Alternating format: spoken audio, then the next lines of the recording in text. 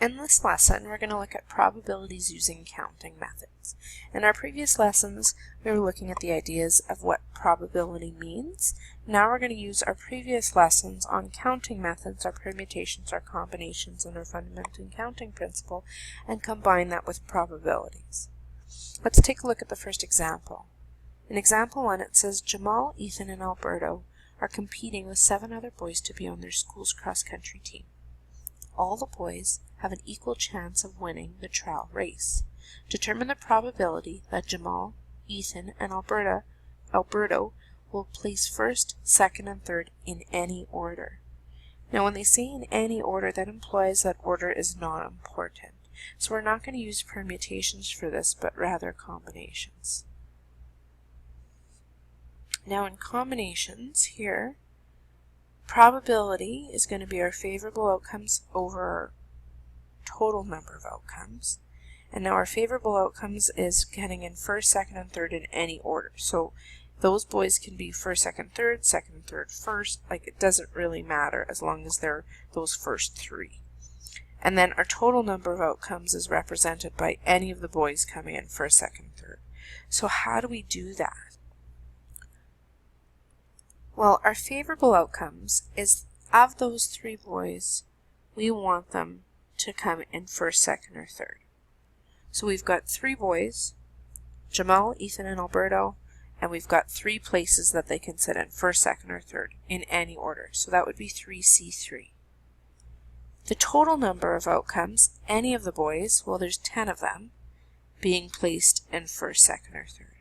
So now we've got our favorable outcomes over the total number of outcomes, which is 1, and if you do the math for the bottom, 10C3 is 120. And you can leave it as the fraction like that, or you could change it to percentage, 0.83%. There you go. So now we're using all of our tools that we learned about with counting methods. We've got our permutations, our combinations, and our fundamental counting principle, and we can use those to help us figure out all these probabilities. Let's take a look at example 2. Now in example 2, you can see we're going to do this using a sample space and then the fundamental counting principle. So it says about 20 years after they graduated from high school, Blake, Mariel, and Simon met in a mall. Blake had 2 daughters with him. He said he had 3 other children at home.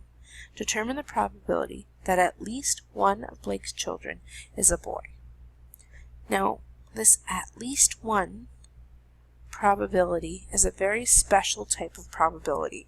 And when you see that at least one come up, that's going to indicate you're going to do something a little different. Let's see what we mean.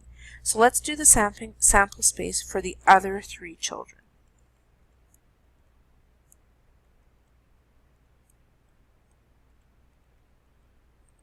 Now we've seen the sample space before, so we're looking at boy-girl probabilities or boy-girl arrangements for 3 children. So we know the first could be a boy or a girl. I'm going to speed this up for us here. Okay, so you can see this sample space. I did a tree diagram here. We've seen this before, and these are all the different arrangements. Now it says the probability that at least one of Blake's children is a boy. So now we know that all of them are 8, so we have a total of 8, but at least one is a boy. So all 3 could be a boy, 2 could be a boy, all of these, this is at least 1, this is at least 1, all of these have at least one boy.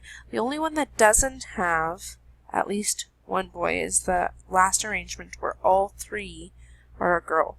So the probability of at least one boy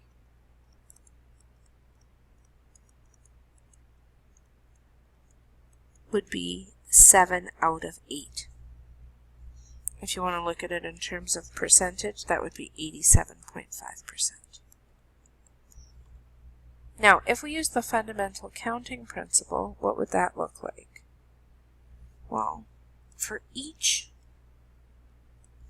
child, we have 2 arrangements, boy or girl, boy or girl, boy or girl. If we do that, we would still get the 8.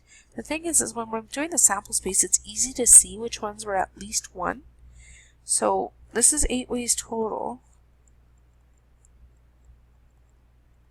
But how do we see that there's 7 out of 8 arrangements? So we have to recognize that there's only one way with no boys, and that would be the girl, girl, girl arrangement.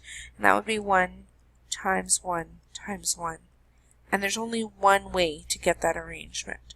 So you actually have to go and find that one arrangement and recognize that that would be the case. Because for all of these, this is boy or girl, boy or girl, boy or girl.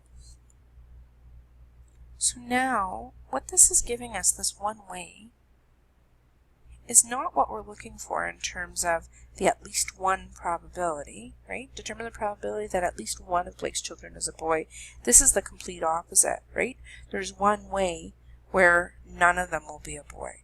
So when we figure out the at least one's probability, we have to take the 100%, right, of it not occurring, the 100% total probability of all the events, the at least one's probability and the other, and subtract it from the probability that the event isn't occurring. So to figure out this probability of at least one boy, we're going to take 1, which is 100% of the event happening, subtract it from the probability of no boys.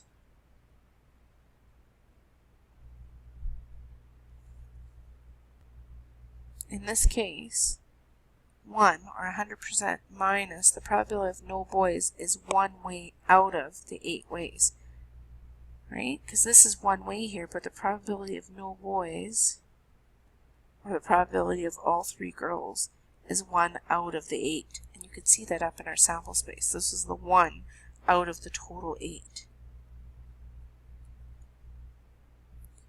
And that would give you your 7/8 probability, the same as what we got above. So this is all summarized on the next page, but what you're doing here is the probability of the event occurring at least once is equal to 1 minus the probability of the event not occurring. So first calculate the probability that the event will not occur, that was the 3 girls, then find the complement of the probability that the event will not occur. So that's why we're taking that 1, that 100%, subtract the event not occurring. Let's take a look at example 3. It says, Beau hosts a morning radio show in Saskatoon. To advertise his show, he's holding a contest at a local mall. He spells out Saskatchewan with letter tiles. Then he turns the tiles face down and mixes them up. He asks Sally to arrange the tiles in a row and turn them face up.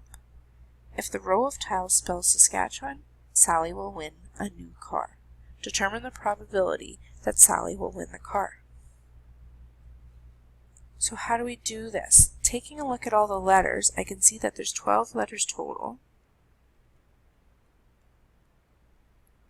Just counting them up.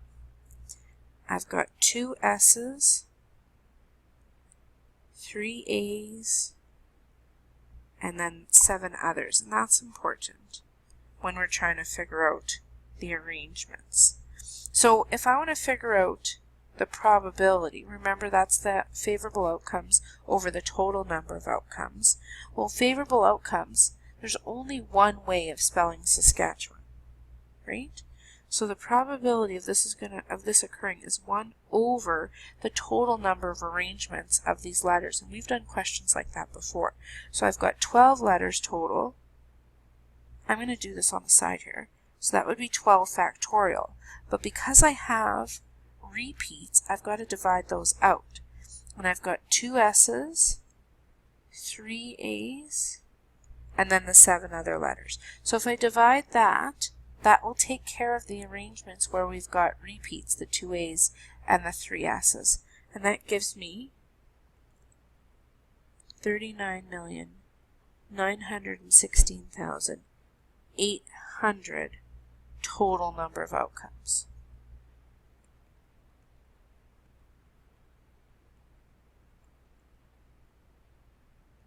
So in terms of a probability, it would be 1 out of all of those.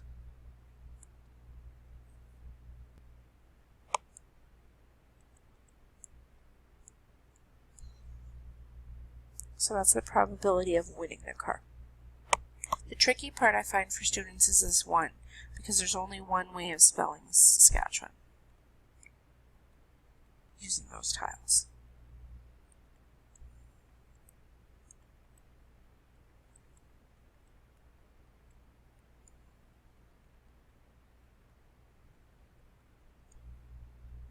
Okay, let's take a look at the next example.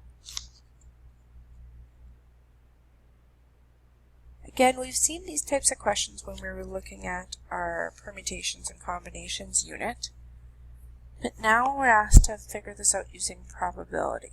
So what do? Let's just break this down into what we know, and then from that we can figure out the new part. There are 18 bikes in Marnie's spinning class. The bikes are arranged in 3 rows, with 6 bikes in each row. Allison, Brett, Carol, Doug, Erica, and Franco each call the gym to reserve a bike. They hope to be in the same row, but they cannot request a specific bike. Determine the probability that all 6 friends will be in the same row, with Allison and Franco at either end.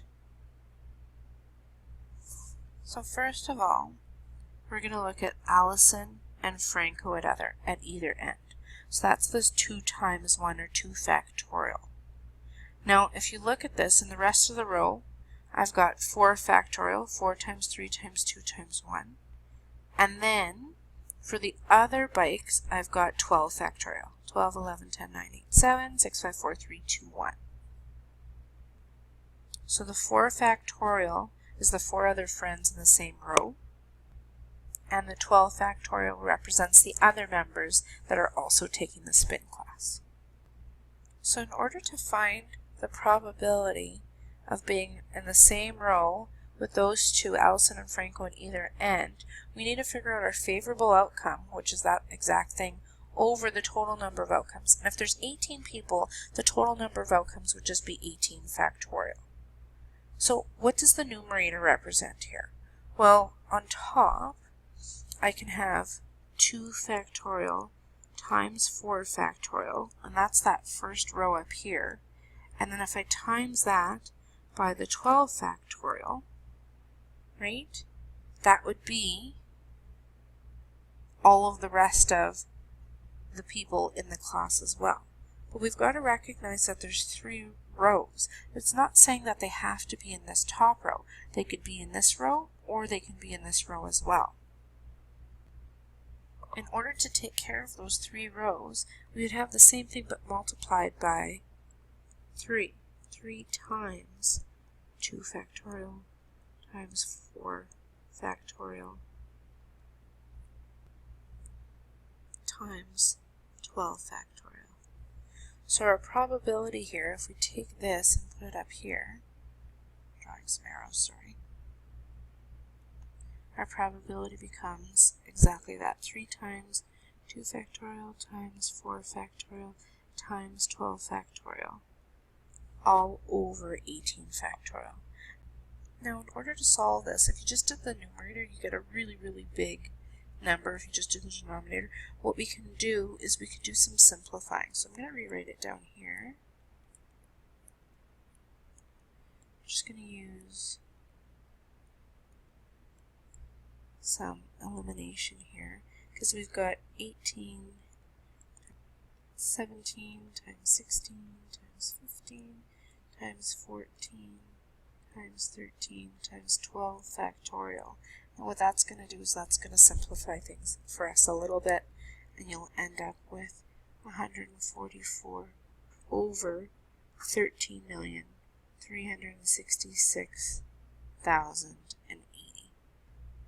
So just going back up to the top here, we had a question like we've seen before.